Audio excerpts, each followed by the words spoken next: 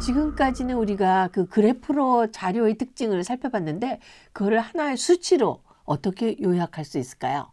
그걸 한번 생각해 보도록 하겠습니다. 그러면 첫 번째로 들 수 있는 게 평균이죠. 자료의 그 첫 번째는 평균입니다.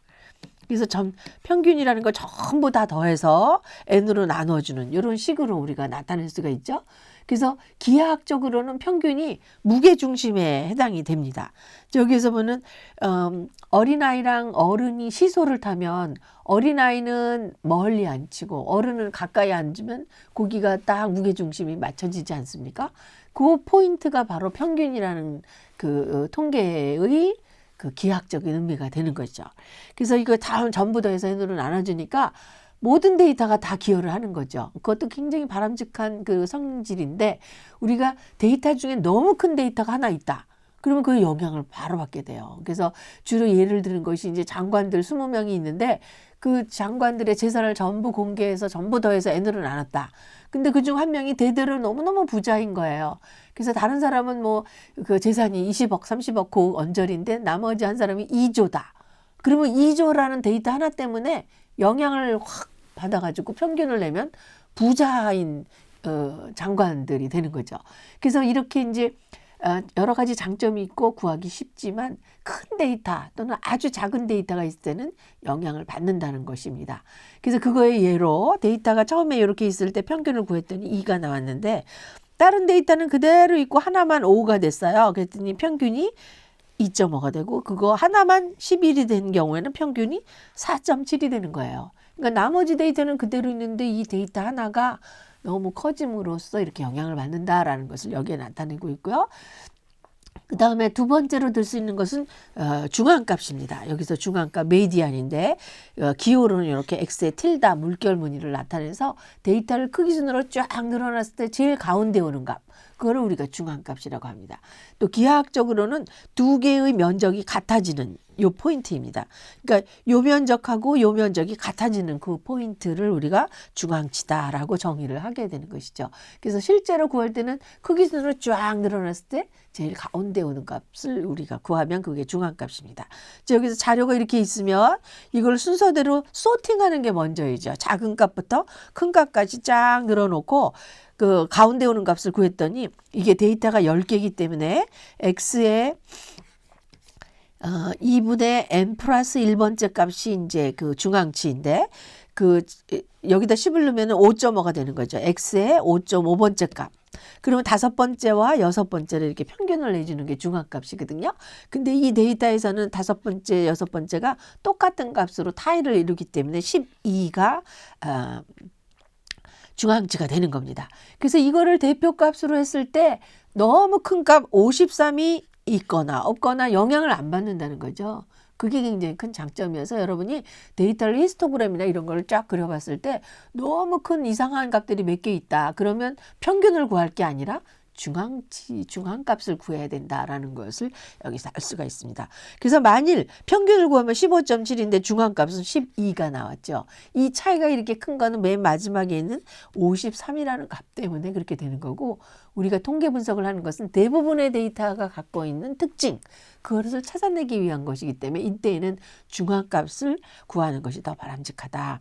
그래서 보면은 세 번째로 들 수 있는 것은 그 하모닉 미인이라고 해서 그 하모닉 미인이 아니라 제일 관찰 도수가 많은 관찰치를 대표값으로 삼는 거예요. 그래서 1000명의 한국 여성들을 대상으로 결혼을 몇 살에 하셨습니까? 막 조사를 했어요. 초혼을 언제 했느냐? 그랬더니 24세가 제일 명수가 많더라. 그러면 24세를 대표값으로 삼는 거죠.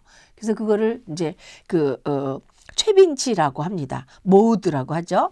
그래서 여러분이 지금 보신 요 세 가지가 하나의 수치로 데이터의 특징을 나타내는 방법의 대표적인 방법입니다.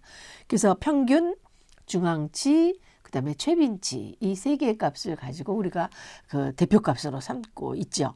그런데 우리가 이런 것을 구해보면은 데이터는 이렇게 퍼지어 있습니다. 평균은 하나의 수치로 딱 구했지만 평균을 중심으로 데이터가 크거나 작거나 이렇게 막 퍼져 있는 거죠. 그래서 그 퍼짐 정도를 우리가 또 구해야만 데이터의 특징을 좀 더 자세히 면밀히 우리가 관찰할 수 있다는 거죠. 그래서 그거를 산포라고 부르는데 얼마나 퍼져 있느냐라는 걸 하나의 수치로 나타내는 거예요. 그래서 보면 여기서 범위라는 게 이제 첫 번째 건데요. 범위. 그래서 x의 맥시 최대값에서 최소값을 빼주는 거예요. 그러니까 제일 큰 값에서 제일 작은 값을 빼주니까 그걸 range라는 R이라는 그 표현 기호로 쓰는데 그 사이에 있는 데이터는 들어가지가 않는 거죠. 그래서 일반적으로는 잘 많이 안 쓰고 이거는 이제 아주 엄밀하게 생산된 약이라든가 향수라든가 이런 걸 품질 관리할 때 제일 큰 것과 제일 무게가 작은 것을 빼서 이 정도면 통과, 이 정도면 불합격 뭐 이렇게 이제 판정할 때 쓴다. 그다음에 일반적으로 가장 많이 쓰는 것이 분산입니다. 분산은 지금 보시는 것처럼 이렇게 시그마 제곱이라는 노테이션으로 표현을 해요.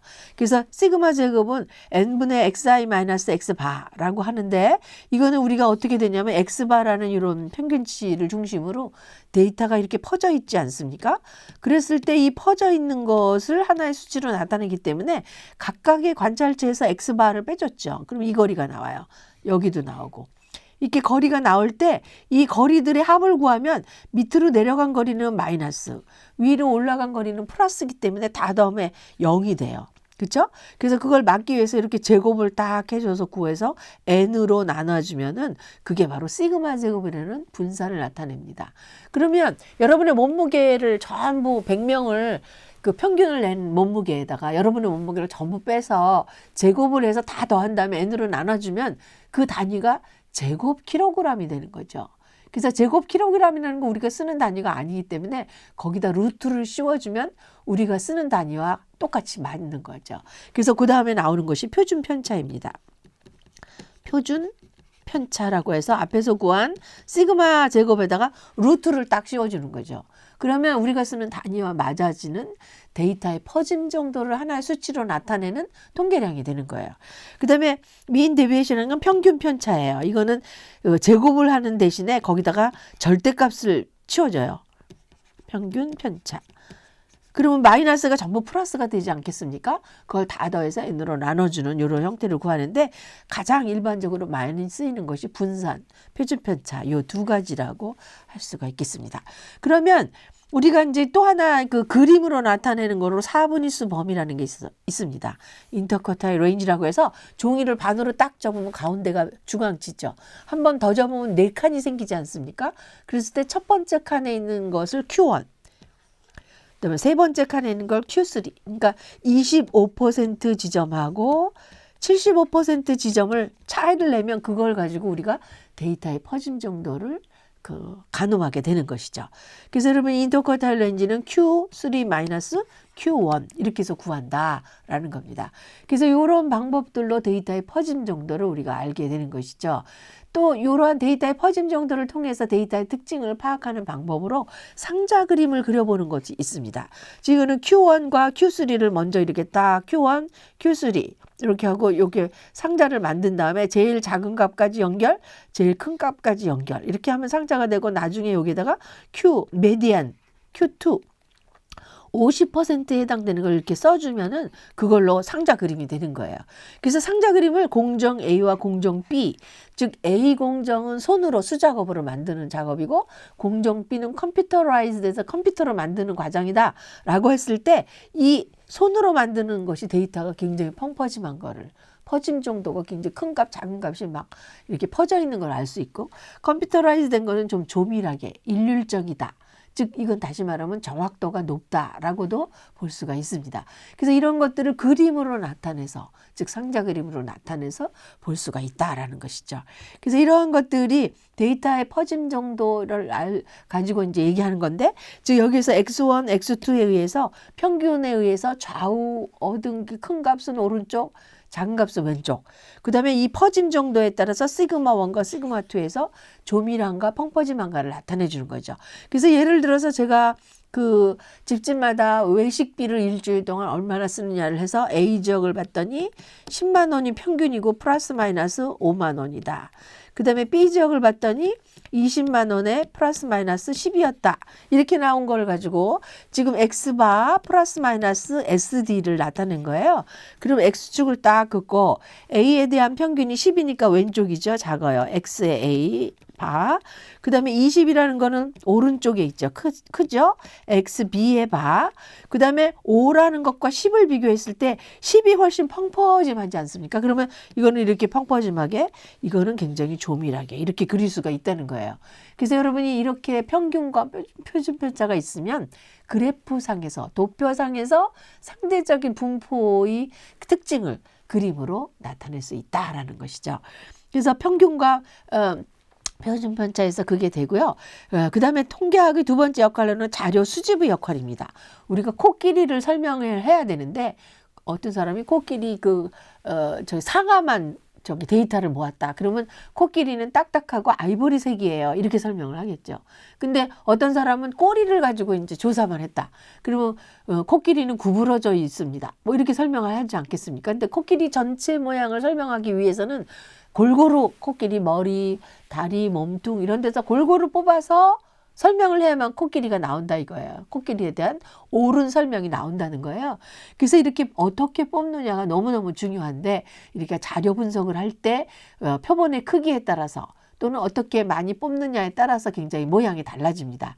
그래서 여러분이 보시면 통계 분석, 자료 분석에서는 임의 추출을 기본으로 하고 있어요. 그래서 우리가 임의 추출의 가장 기본적인 방법으로 지금 보시는 것처럼 주사위를 떼그르르 굴려가지고 나오는 숫자대로 이런 표에서 한번 나오면 그 다음 내려가면서 하면 이게 임의 추출이 된다. 이렇게 표현을 하고 있습니다.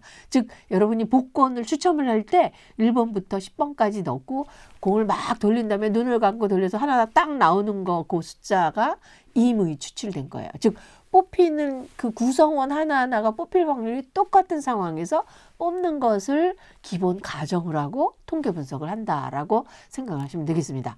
그래서 이렇게 임의 추출이 우리의 관심 대상은 모집단, 우리나라 30대 주부다 이렇게 이제 모집단을 세웠는데, 그 중에서 다 조사를 할 수가 없는 거예요. 시간과 비용과 인력이 모자라기 때문에. 그랬을 때 그 일부인 표본을 뽑는다라는 거죠. 그래서 이 과정이 바로 임의 추출을 해야만 우리나라 30대 주부 전체에 대한 설명이 아주 더 구체적이고 정확하게 설명이 될 수가 있겠죠. 서울에 사는 주부만 뽑으면 서울의 특성이 나오는 건지 우리나라 전체는 아니지 않습니까? 그래서 그러한 것들이 우리가 통계 분석하기 전에 표본을 어떻게 뽑았느냐가 굉장히 중요한 문제다라는 겁니다. 그래서 그 뽑힌 표본의 자료를 분석을 해서 그 모집단의 특성을 추정해서 10년 전보다 30대 주부의 가사노동 시간이 반으로 줄어들었다. 뭐 이런 설명을 할 수 있을 거예요. 그러면 가사 노동 시간이 줄어들었으니까 나머지 시간은 좀 더 아주 바람직하게 활용할 수 있는 교육 프로그램을 만들거나 뭘 해야 된다. 뭐 이런 것들을 이제 의견으로 낼 수가 있다는 것이죠. 그래서 이렇게 어떻게 뽑느냐, 얼마나 뽑느냐 이게 너무너무 중요합니다. 그래서 전체 모집단은 캐피탈 대문자 N으로 나타내고 표본은 소문자 N으로 이렇게 나타나게 되는데, 예를 들어서 모나리자를 설명을 하려고 그래요. 근데 잘못 뽑으면 이렇게 찌그러진 모나리자가 될 수가 있다는 것이죠. 그래서 그거를 표본의 크기, 얼마나 표본을 뽑아야지만 제대로 모나리자를 설명할 수 있겠느냐라는 거를 다음과 같은 실험을 통해서 했는데, 모나리자를 이제 우리가 설명을 하려고 그러죠. 데이터의 1%, 모집단의 1%를 뽑았더니 사람인지 아닌지 모르는 이런 모자이크가 나왔어요. 근데 3%를 뽑았더니 조금 사람인가 보다 라고 생각할 수 있는 게 나왔고, 5%를 뽑았더니 이 여자 그림이구나. 그러면 10%를 뽑았을 때는 여러분이 보시기에도 너무 모나리자구나 라고 알아들을 수 있죠. 근데 이거는 아주 제일 간단한 랜덤 샘플링이라는 단순 확률 추출 방법으로 했을 때이고, 이 마지막 그림은 이미 알고 있는 변수를 위해서 서브 군으로 나눠놓고 뽑았을 때, 이랬을 때는 층화 확률 추출이 가는데 2.5%만 뽑아도 모나리자구나 라고 이해할 수 있는 그런 표본이 되는 거죠. 그래서 표본의 크기에 따라서 얼마나 정확도 있게 설명할 수 있느냐가 또 좌우된다라는 것을 여러분이 보실 수가 있을 거예요. 그래서 그것이 두 번째 자료 수집의 역할이고요. 세 번째로 자료로부터 결론 유도는 우리가 추측 통계의 내용이기 때문에 이 시간에는 다루지 않겠는데, 전체 과정만 설명을 하려고 그래요. 문제를 정의하고 우리가 그 문제를 밝혀보기 위해서 모집단을 정의합니다. 우리나라 전체 30대 주분지, 서울 시내 사는 30대 주분지를 정의하고 그거에 따라서 표본을 추출하게 되면 자료를 수집하고요. 그 자료를 컴퓨터에 입력하고 그것을 수행해서 그래프나 몇 개의 통계 수치로 우리가 요약을 합니다. 그래서 자료를 정리 분석한 다음에 그 다음에 우리가 의사결정을 하기 위해서 10년 전 그 주부의 가사노동 시간보다 반으로 줄었나? 더 줄어들었나? 이런 것들을 가설로 세워놓고 검정이라는 것을 하게 됩니다.